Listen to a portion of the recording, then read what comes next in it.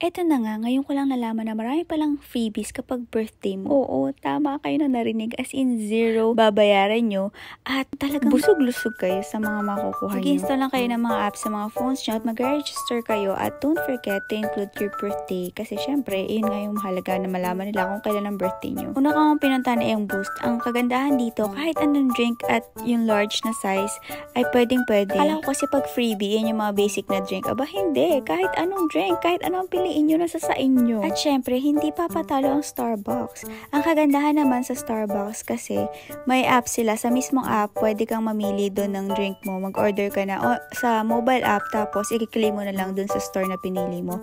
Tapos kahit anong kahit venti pa siya, kahit anong ipa-add mo, kahit anong may special instruction ka, gano'n. Gusto mo nga at nahihirapan ka, tingnan mo na lang sa website kung anong pinakamahal nila. Tapos na lang yung itry para sulit, diba? This is 7-Eleven social. May pa-freebie sila. At ang freebie nila ay Krispy Kreme donut. So, mamimili ka ng flavor ko anong gusto mo. Chocolate yung pinili ko. Ayun, nagpunta lang ako sa cashier. Tapos, sinabi ko lang yung flavor na gusto ko. Tapos, in-scan na yung membership card na nasa app lang din naman. At syempre, pa ang Hunger Jacks, may palibre silang burger na talaga namang mabubusog ka. Pwede mong i-redeem offer in app or redeem sa store.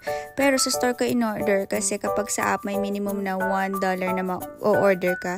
Pag sa store naman, wala ka talagang babayaran. Papakita mo lang sa cashier yung code na nasa app. Tapos iscan na nila. At may palibre din ang Daniel's Donuts. Nasa app lang din yung voucher. Tapos ipapakita mo lang sa cashier yung voucher. Tapos i-scan nila. Tapos ikaw mamimili kung anong flavor ang gusto mo. Kahit anong flavor ang gusto mo. Tapos ang napili ko nga yung chocolate hazelnut. Dahil mukha siyang masarap. Tapos meron din pala sa may San Churro. Actually, meron daw palibreng churros kapag birthday mo. Pero hindi yun yung naabutan ko. Hindi ko alam kung ba't wala akong na-receive na birthday voucher. Pero meron na naman ako na-receive na sign up. Yung parang freebie kapag magsa-sign up ka. So may palibre silang coffee. At syempre, hindi mo papatalo ang Krispy Kreme. Kasi yung 7-Eleven nga may freebie na Krispy Kreme. Sila din syempre may palibre na 4-piece glazed donut. Wala silang app. So sa website ako nag-register. Tapos may ma-receive kang email na birthday voucher. Tapos yun yung papakita mo sa sa cashier. At pati ang Yochi, merong worth na $10 na freebie. Dito kasi sa Yochi, 'di ba? Ikaw yung maglalagay, tapos yung presyo depende sa bigat. So be mindful na lang kung gaano kabigat yung mga nailalagay mo kasi mamaya lagay ka ng lagay tapos di mo natansya, aba, masyado na palang mahal. Nakakatuwa talagang mamili dito ng mga toppings kasi ang dami talagang pamimilian. Tapos papakita mo pala sa may cashier yung voucher na nasa app, tapos in-scan nila para sa yung birthday freebie. Ayun nga yung akin. Ito pala sa Gloria Jeans, meron din silang birthday freebie, pero hindi ko siya mare-recommend na i-claim nyo kung wala naman talaga kayong balak bilhin. Kasi hindi ko alam na required ka palang bumili ng meal bago ka bigyan ng drink na freebie. Napilitan tuloy akong bumili ng cookie kasi nahiya na ako mag-back out. Kaya kung wala naman talaga kayong balak bilhin sa Gloria Jeans, ay huwag niya nang i-claim.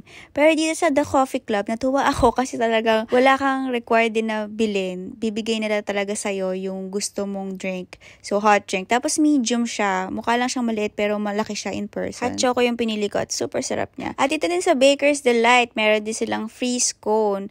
Nakakatuwa kasi ang sarap talaga ng scone dito. Gustong-gusto ko. In-scan lang din yung yung code sa app. Tapos ayun, binigyan na ako ng scone. Ito yung pinakasulit para sa akin na freebie, yung pancake parlor. Kasi akala ko putyo-putyong pancake lang ang ibibigay. Ikaw pala mamimili sa kahit saan, the classic, crowd favorites, or decadence. At kung nahihirapan ka mag-decide kung anong flavor ang pipiliin mo, yung pinakamahal na lang ang piliin mo. Kunyari yung tiramisu, which is yung pinagsisiyan ko nga kasi hindi yun yung pinili ko. Kasi medyo natakot kasi ako na baka hindi pala to libre. Pagpasok ko pala dun kasi pinaupo ako, tapos pinapamili. Akala ko may required din na i-avail ka. Medyo natatakot ako na baka pagbayarin ako, hindi ako handa, hindi ako prepared. Wala akong $25. Buti wala namang ganon. Pagkatapos kong kumain, punta lang ako sa cashier, tapos siniscan lang nila yung code. Tapos ayun na. At meron ding $10 na voucher sa David Jones. So para masulit ko siya, nag-check ako sa website nila, tapos sinort ko by price, yung low to high,